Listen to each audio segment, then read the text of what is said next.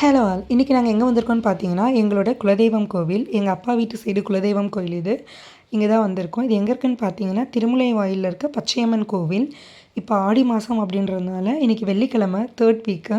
So நாங்கள் யூசுவலாகவே 3rd week வெள்ளிக்கிழமை வந்து குலதெய்வத்துக்கு பொங்கல் வைப்போம் ஆடி மாதத்துல.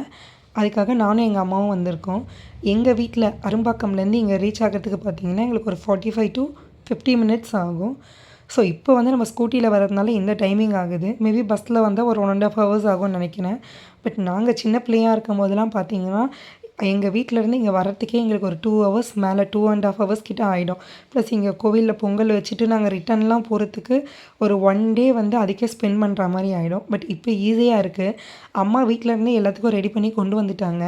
பொங்கல் வச்சுட்டே மாவிளக்குமே ரெடி பண்ணிட்டாங்க. மீன் டைம் பொங்கலுமே நல்லா ரெடி ஆகிடுச்சு. சரி ஓகே, நம்ம அம்மாவுக்கு எதனா ஹெல்ப் பண்ணோம், வந்ததுலேருந்து வீடியோ எடுத்துகிட்ருக்கோமே சொல்லிவிட்டு அம்மா ரெடி பண்ண மாவிளக்கில் வந்து நெய் ஊற்றி திரி நான் தான் போட்டேன்.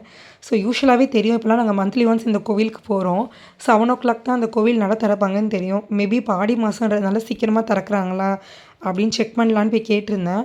பட் இப்போயுமே 7 o'clock தான் திறப்போம் அப்படின்ற மாதிரி சொல்லிட்டாங்க. பட் நாங்கள் ரிட்டன் வந்து பசங்களை ஸ்கூலுக்கு கிளப்பணும். அதனால் நாங்கள் என்ன பண்ணிட்டோம், நாங்கள் பொங்கல் வச்ச இடத்துலையே எல்லாமே ரெடி பண்ணி குங்கும மஞ்சள்லாம் அம்மா வச்சு ரெடி பண்ணிவிட்டு கோவில் அம்மன் இதுக்கு வெளியவே வச்சு சாமி கும்பிட்டுட்டு கிளம்பிட்டோம். தேங்க்யூ.